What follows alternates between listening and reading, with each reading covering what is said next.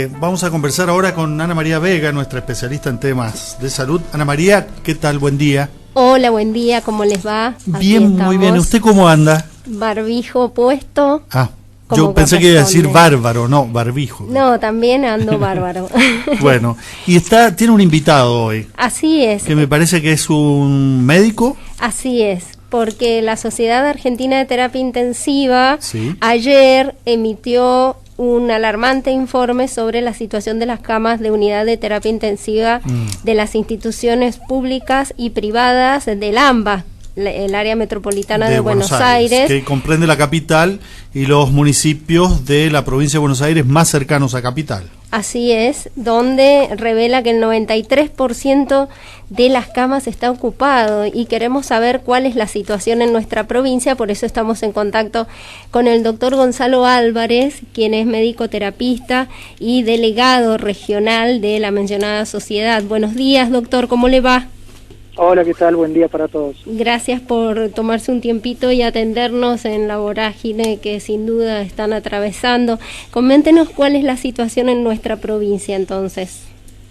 Bueno, la realidad de Mendoza no es ajena a la realidad del resto de los principales conglomerados del país. La ocupación de camas de terapia intensiva, específicamente las camas de terapia destinadas a los pacientes con COVID, están teniendo una alta ocupación, está prácticamente con una ocupación a pleno, y eso hizo que los últimos días se empezaran a abrir nuevas unidades de terapia intensiva en el sector público sobre todo, para tratar de dar respuesta a este aumento en la demanda de atención, ¿no? ¿Es posible abrir esas nuevas unidades? ¿Se cuenta con la aparatología para ampliar espacios y sobre todo con el personal? Bueno, ahí hay que discriminar dos cosas. El año pasado, para dar respuesta a la primera ola de la pandemia, se hizo esto, se ampliaron unidades de terapia intensiva, sobre todo en algunos lugares que cuentan con la infraestructura adecuada, como ser quirófanos y demás. Por ese motivo se habían suspendido las cirugías programadas. En esos lugares se dispusieron camas de terapia intensiva y obviamente el recurso humano fue la gran limitante en ese momento y lo sigue siendo hoy. Bueno, de todas maneras, siempre se ha contado con la colaboración de médicos con especialidades afines, con la residencia de terapia intensiva, que realmente ha colaborado muchísimo, y con el soporte de la otra parte del recurso humano, que es la enfermería y la kinesioterapia respiratoria. En este año, obviamente, en esta ola, obviamente se van a ampliar seguramente las camas y el personal seguirá siendo el mismo que el año pasado trabajó para dar respuesta. Claro, el punto por allí cuando se hacen los análisis es que el año pasado lo negativo era el desconocimiento de lo que se venía, lo positivo era, bueno, ese empuje de poner todo, y ahora está el empuje, se conoce de qué se trata, pero hay mucho cansancio, y es más, hay varios profesionales que ya no están, ¿no? Hay profesionales que ya no están, hay profesionales que ya no quieren estar, y hay profesionales que, bueno, adquirieron la experiencia el año pasado, sumado a la vacuna, da otra sensación de tranquilidad a la hora de enfrentarse nuevamente a esta patología. Pero bueno, sí, sabemos que el recurso humano va a seguir siendo limitado en tanto y en cuanto no se mejoren las condiciones laborales para que más gente elija este tipo de especialidades. Y en ese sentido, ¿cómo están? ¿Cuáles son las condiciones laborales que tienen que mejorar? ¿Se pasan por lo salarial? ¿Pasan por el espacio? Por un montón de cosas. A ver, ¿cuáles serían? La terapia intensiva es una especialidad que tiene una alta demanda en cuanto a lo físico, pero sobre todo a lo emocional también. Es una especialidad que demanda mucho conocimiento y no es fácil capacitarse. Más allá de eso, tampoco es una especialidad tentadora desde lo económico, ni que tenga mucha perspectiva de proyección profesional, sobre todo en nuestro ámbito. También eso hace que mucha gente tenga que vivir haciendo guardia. Y una cosa es hacer guardia a los 40 y otra cosa es hacer guardia después de los 50. Entonces, hasta que no se contemple no solo un régimen salarial adecuado, sino un régimen jubilatorio adecuado, como personal de riesgo, como personal de especialidad crítica y demás, bueno, seguramente no va a haber mucha gente que elija esta especialidad para desarrollarse en su vida, ¿no? Claro, usted dijo un régimen salarial adecuado y un régimen jubilatorio. ¿Son personal efectivo los profesionales terapistas o son contratados? A ver, Mendoza es una provincia que no tiene regulada la especialidad en terapia intensiva. Regulada en el sentido que no todo el personal que trabaja en terapia está obligado a tener la especialidad acreditada por el Consejo Deontológico de la provincia. Uh-huh. Entonces en el sistema encontramos de todos. Tenemos terapistas matriculados y con la especialidad certificada. Somos alrededor de 200 y pico de terapistas en la provincia. Y hay mucha otra gente que se desempeña en terapia, incluso desde hace años, sin tener la especialidad certificada. Eso hace que la oferta laboral sea una especie de mercado.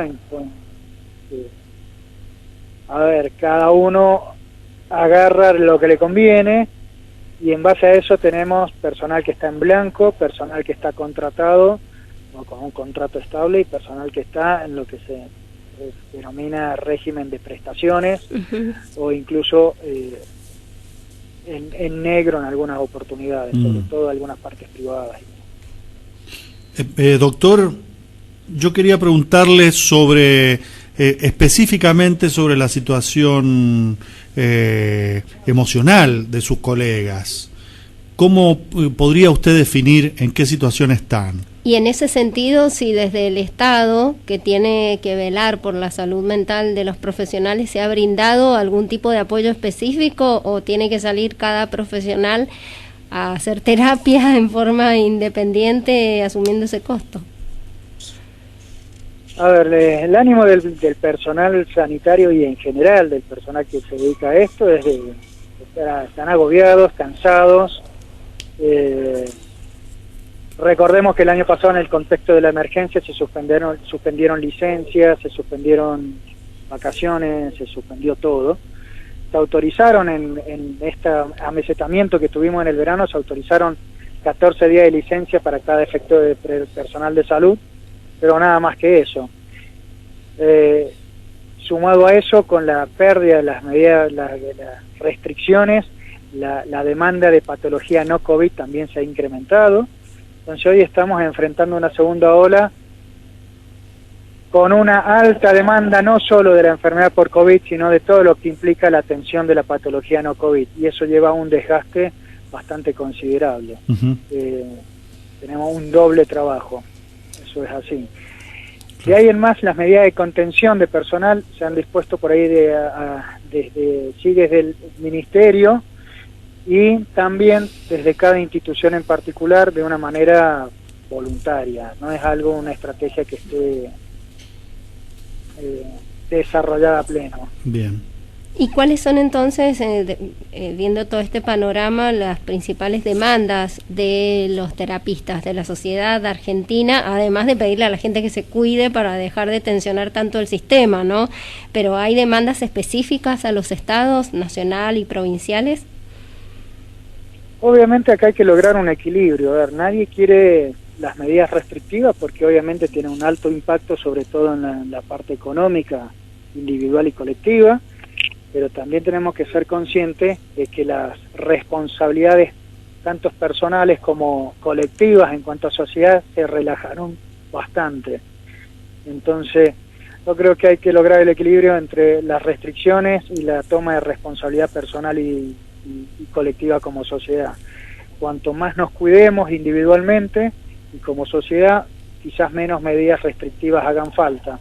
Lo cierto es que toda persona que necesita atención sanitaria en ese momento va a querer tenerla, y si no tiene un sistema con capacidad para dar esa respuesta, realmente vamos a tener problemas todos. Entonces no es fácil lograr ese equilibrio, pero de alguna manera hay que lograrlo. Bien, doctor. Por ahí falta salir a la calle un viernes a la noche y nos damos cuenta que de responsabilidad individual y colectiva no tenemos nada. Claro, por allí es lo que decimos, lamentablemente, hasta que a esas personas que salen a la calle sin cuidarse y están en distintos eventos y se aglomeran, no les pasa de cerca que tienen a alguien internado o alguien que no llega a internarse porque no encuentra lugares, parece que no se tomara conciencia. Nos llegan todo el tiempo por WhatsApp mensajes de personas que hacen recorridas con sus parientes para internarlos. ¿Está así la situación desde adentro? O sea, ustedes ven que las camas de las UTI no alcanzan para las personas que se tienen que internar, y hay algún cambio en el rango etario de quienes hoy están llegando a las UTI. Las camas de terapia intensiva que están destinadas a la atención de los pacientes COVID están con ocupación prácticamente plena. Un paciente que requiere internación en cuidados críticos hoy y seguramente va a ser internado en alguna cama crítica, como puede ser un servicio de guardia, un servicio con alguna especialidad afín a la terapia intensiva, hasta tanto se logre ubicarlo en una cama disponible. Más allá de eso, hay que hacerse una recorrida por los hospitales y ver la cola en todos los lugares que hay para solicitando atención. No es fácil para la gente entender que si bien el 80% de las personas cursan esto como un resfrío común, un 15% necesita ser internado y un 5% va a necesitar estar en una terapia intensiva. Esa es la parte que la sociedad no toma conciencia. Claro.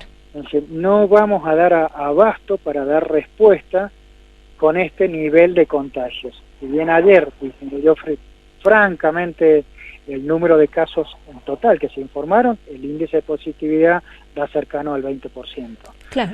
Pero es porque es el fin de semana, generalmente pasa lo mismo. Exactamente. Sumado a que estamos empezando con los primeros fríos, y eso obviamente va a tener una implicancia muy grande en el aumento, no solo de la atención, de la demanda de atención básica como el hisopado, la atención clínica y demás, sino en el número de casos que requieran internación. Y el sistema no va a dar abasto si no cuidamos entre todos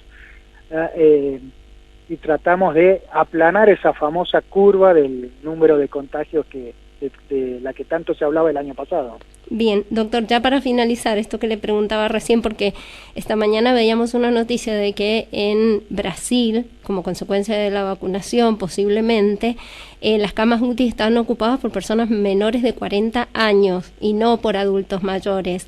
¿Ha habido un cambio en ese sentido aquí en nuestra provincia? En ese sentido es cierto que cada vez hay pacientes más jóvenes internados. Al comienzo de la pandemia el promedio etario era mayor a 70 años. Lo cierto es que hemos empezado a tener gente cada vez más joven. Yo tengo por ahí la posibilidad de ver las personas en 3 niveles de atención, tanto prehospitalario, hospitalario y en la etapa de rehabilitación, y la verdad es que cada vez tenemos gente más joven con afectación grave por COVID. Eso es una realidad. Bien. Muchísimas gracias, doctor, muy amable. No tiene por qué, muchas gracias a ustedes.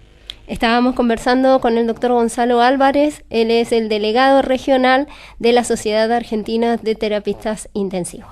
Bueno, muy claro lo que decía el doctor, y esperemos que nuestros oyentes tengan un poco de empatía con lo que están pasando el personal sanitario y las personas que están al frente de intentar llevar un camino saludable en toda esta crisis sanitaria. Ojalá así sea, Emilio, Ariel, muchas gracias. Muchas gracias.